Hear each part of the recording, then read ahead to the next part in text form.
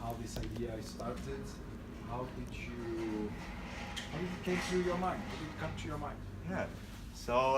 And you can talk to me. All right, all right. So I came here to the Netherlands to study hospitality management. And when I came here to the Netherlands, I was just thinking only about eating food. Eating food, cooking food, that was my passion, that was my real hobby. And when I studied at the hotel school The Hague, you have to do, of course, it's a Bachelor of Business Administration, so there's a lot of research involved. You are really looking, okay, what is happening in the food industry?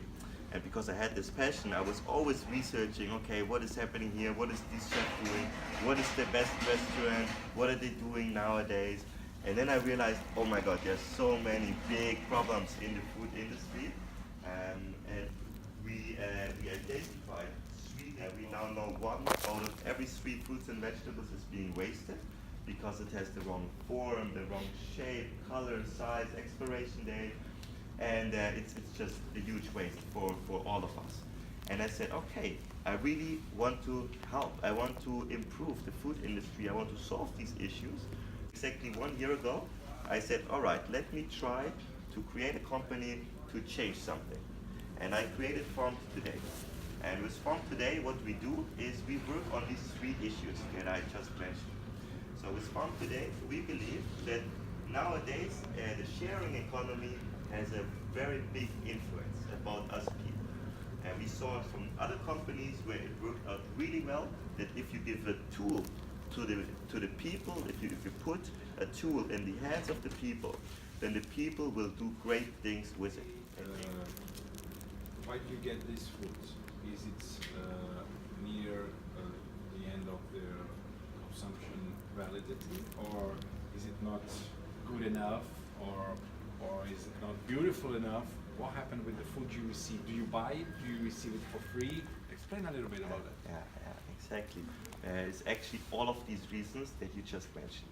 So I believe we can divide the wasted food into 2 big categories. One is that it's too old. It's past the expiration date. It's, for example, almost rotten, and that's why supermarkets, they throw it away. Let me see if I actually have an example here, because these are some of the fruits, vegetables that we received today. I think this here is a good example, because you can even see the price tag on it still. This comes straight out of the supermarket with the supermarket price tag on it. What you see here is 4 leek. But you see that one of these leeks, this one here for example, is already rotten. So this one we say is too old. Now what you can do though, of course if you have this, if you eat this, let me show you in just 5 seconds. We're gonna make this from an old to a new again. And it's perfect, it's edible, right? So there's no problem with it, but they throw it away because this top layer is already rotten. Now this is too old vegetables. And of course we get them, and we have our facility here where we, for example, remove this part, and then it's nice again for consumption. But there's also wrong form. This means too small, too big, anything that's not, it should make it look perfectly. So for example, yeah, everything that we almost have here is a great example for this. This here, you see like this, the form, and like this. That would be, for example, a form. You never see this kind of shape in a supermarket or in a traditional food wholesaler, because they sort it out because it's not the right form or shape or size. This one here as well. So you see then you have all these different forms. You have this one is too small, for example, but then there's also fruits and vegetables that is too big. Like this one here, for example, is a winter carrot. Is one of the biggest winter carrots I have ever seen in my life. And we received a lot of this. So you can see everyone is this big. And you see this is not normal. It's too big for the supermarket. So that's why they would sort this out, because it's too big. And the other things because it's too old. And what we do is we get it from several sources. So first of all, of course, we want to get it directly from the farmer, where we really talk to the farmer and we tell him, look, other normal traditional channels, they did not accept it. but we accept these fruits and vegetables, and so you can sell them to us, no problem. We pay you a fair margin for it, because then the farmer receives a better margin, he can sell all of his products, and that's what's most important. And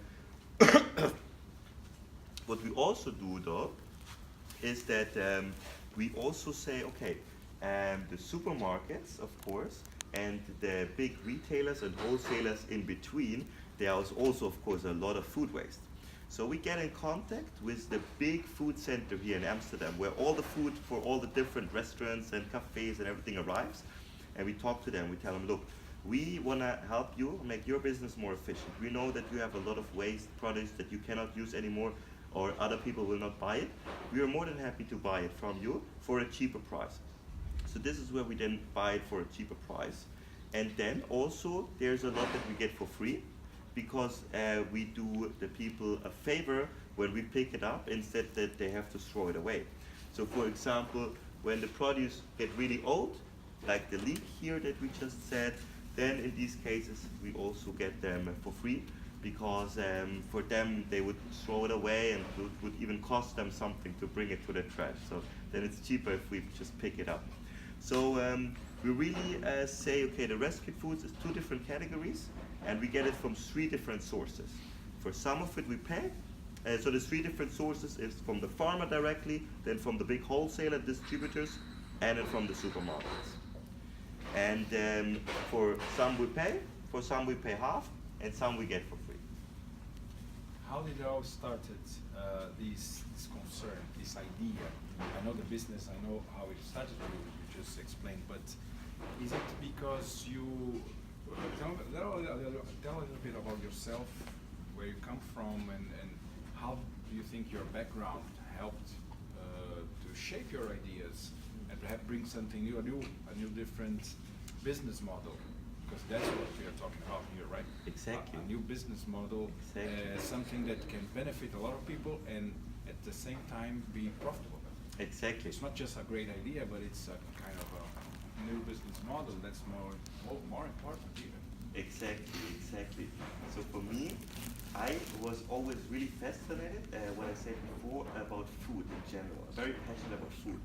And in the beginning, the first jobs in my life was in a restaurant, in the kitchen. So I was always working in the kitchen as a chef, and at the end of the day, we were always throwing away so much food. And I was asking, why do we throw this away? And they always said, we have to throw it away. And I said, who does say we have to throw it away? Who says that? And I personally, my mother's from Germany and my father's from Gambia. And I've been living many years in my life in Gambia as well, when I was still smaller. And so from the beginning on, all my life, I kind of saw the 2 worlds. I saw the first world in Germany, and I saw the developing world, the third world in Africa, in Gambia. And if I would tell the people in Gambia that they're throwing away some of the food in Germany, they would be like, why? How? That's not possible. So for me, I always, when I was seeing food being wasted, I always looked at it with a very sad eye, and I was like, no, there's something about this is not correct. And then during the studies, when I was studying here at hotel school, I really wanted to say, okay, let's make a change. And I saw already that people, like for example with Airbnb, with Uber, if you give a tool to the people, they can make great experiences, great services for other people. And I said we need the same with food, actually. We need to be able that everybody can have access to these foods if they want to, and that everybody can also sell these foods if they want to. And we can make the whole process more efficient and more effective. And yeah. Sorry. No. And then I said, okay, how can we make it profitable? How can we make it innovative? Because normally you go to a shop, and then you pay, you buy your stuff there, you go home again. But I said, okay, if we use the internet, we can use the whole technology of the internet to make the whole process more efficient. So what we do, for example, here, we do not store any fruits or vegetables. Everything that we have here is already pre-sold. So we give the people until Sunday evening to buy all of the fruits and vegetables that they want to have for this week. And then Tuesday and Wednesday, we deliver it. So this means everything that we have here is already sold. and after today, nothing will stay here. So this means this will have a zero waste outcome from this operations here. Can you show us inside and tell how it works and different sizes of boxes? How do you deal with the business side of it? Definitely, definitely.